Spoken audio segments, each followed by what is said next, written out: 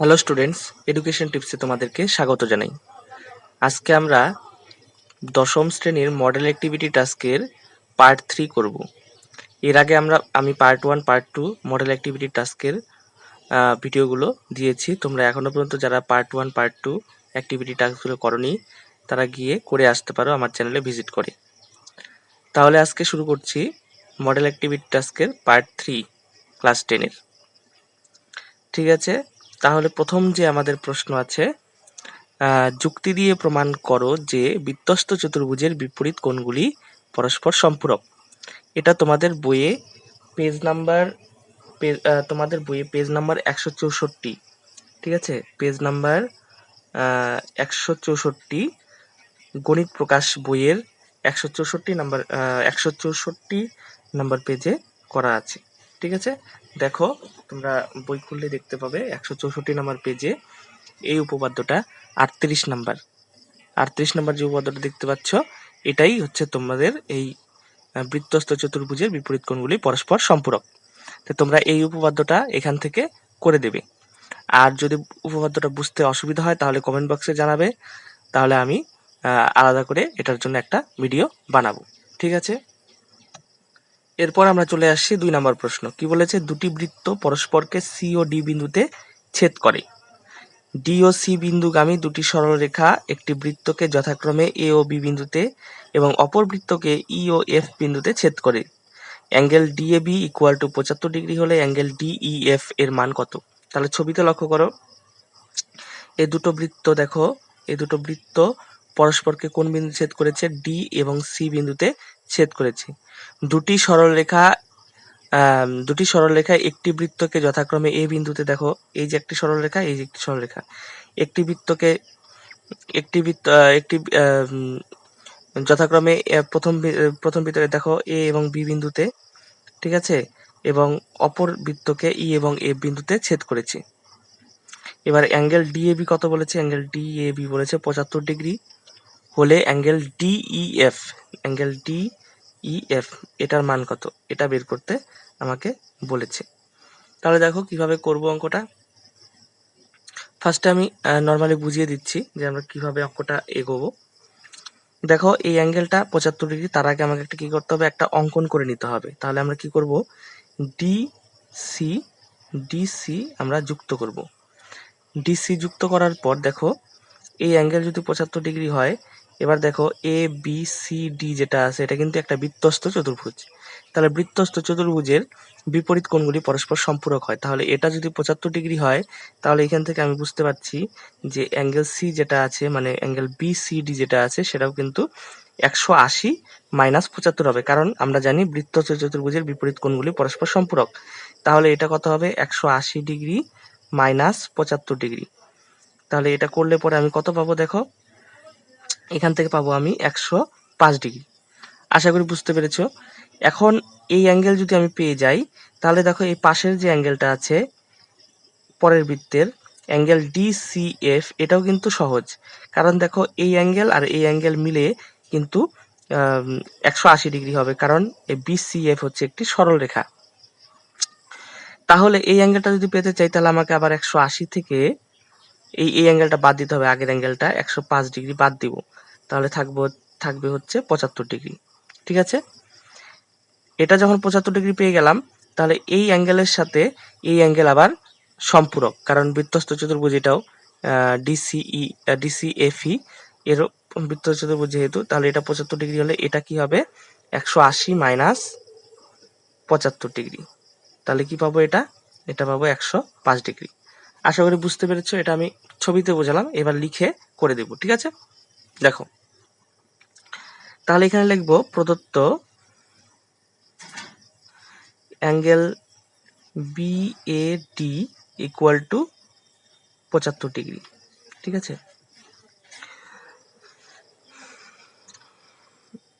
আমরা প্রথমে একটা কাজ করি, প্রথমে অঙ্কনটা লিখে নিই। ঠিক আছে, প্রদত্তটা আগে লিখি না। আচ্ছা ঠিক আছে, প্রদত্ত লিখলে কোনো অসুবিধা নেই, প্রদত্ত লিখে নিলাম।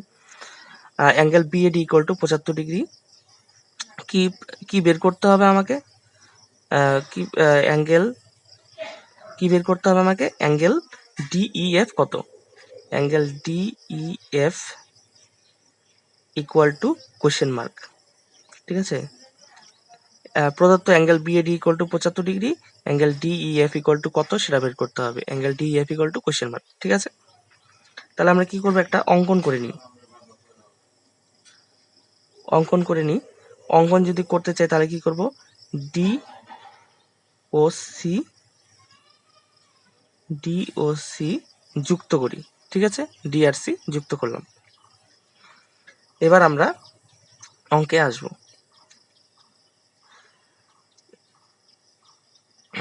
যেহেতু angle BAD equal to 75 degree, সুতরাং অ্যাঙ্গেল বিসিডি হবে 180 ডিগ্রি মাইনাস 75 ডিগ্রি, বিয়োগ করলে 105 ডিগ্রি। কেন? কারণ দেখো, অ্যাঙ্গেল বিএডি এবং অ্যাঙ্গেল বিসিডি বৃত্ত চতুর্ভুজ বিপরীত কোণ।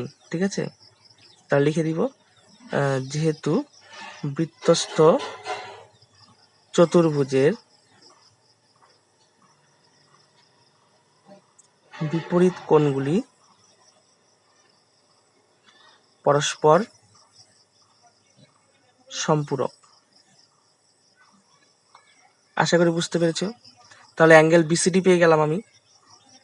অ্যাঙ্গেল বিসিডি যখন পাবো, তাহলে আমরা কি পাবো, এবার আমরা বের করবো অ্যাঙ্গেল ডিসিএফ। সুতরাং অ্যাঙ্গেল ডিসিএফ ইকুয়াল টু কি হবে, 180 ডিগ্রি মাইনাস কত হবে, 105 ডিগ্রি সমান সমান 75 ডিগ্রি। কেন এটা লিখতে হবে, একটি সরল রেখার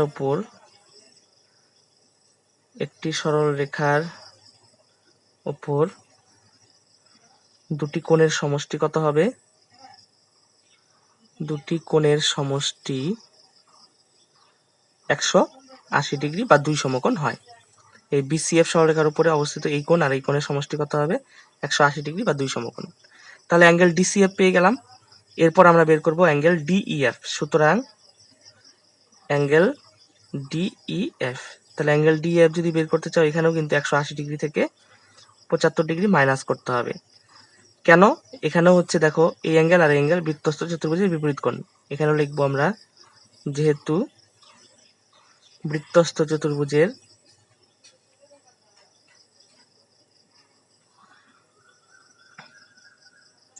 বিপরীত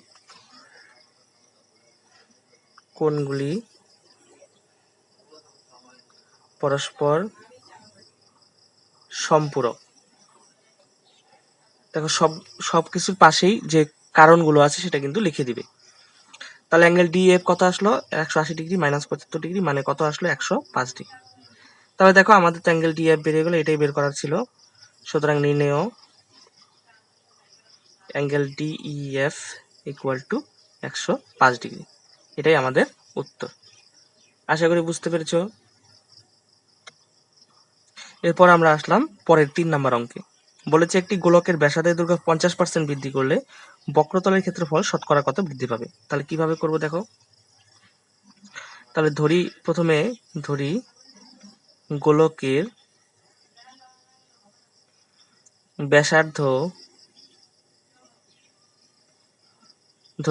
ব্যাসার্ধ সমান সমান x একক। সুতরাং গোলকের বক্রতলের ক্ষেত্রফল, তাহলে গোলকের বক্রতলের ক্ষেত্রফলের ফর্মুলা কি? গোলকের বক্রতলের ক্ষেত্রফলের ফর্মুলা হচ্ছে 4 পাই আর স্কয়ার। তো 4 পাই আর বলতে এখানে কিন্তু ব্যাসার্ধ, তাহলে 4 পাই এক্স স্কয়ার বর্গ একক। এবার যদি গোলকের ব্যাসার্ধ কত বলেছে, 50% বৃদ্ধি পেতে হবে। তাহলে গোলকের ব্যাসার্ধ 50% বৃদ্ধি পেলে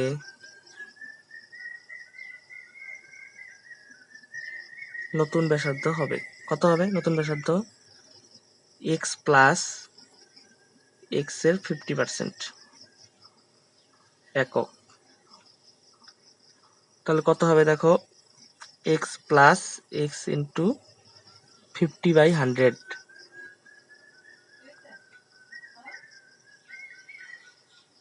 এক্স প্লাস x/2 একক।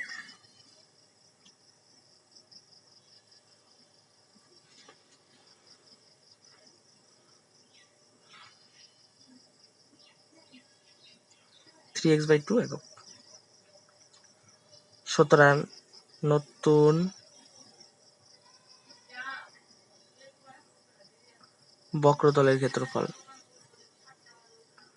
নতুন বক্রতলের ক্ষেত্রফলের ফর্মুলা কি? 4πr², আর বলতে এখানে 3x/2 হোল স্কয়ার বর্গ একক। তাহলে এটা হবে 4π9x²/4 বর্গ একক।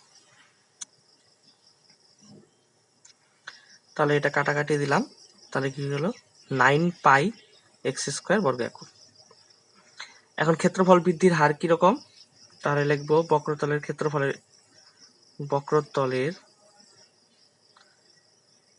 ক্ষেত্রফল বৃদ্ধির হার।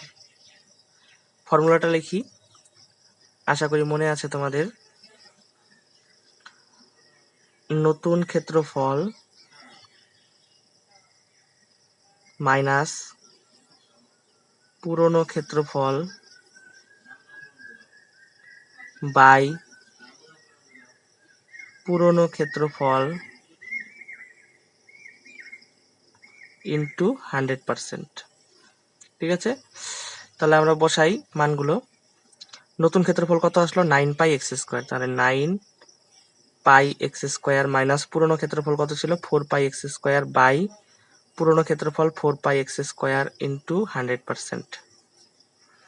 তা দেখো উপর থেকে বিয়োগ গেলে 5πx² বাই 4πx² ইন্টু 100%। তাহলে দেখো পাই কাটা, x² কাটা, 4 দিয়ে 25কে কাটলে 100কে কাটলে 4 25 100, 5 25 125%।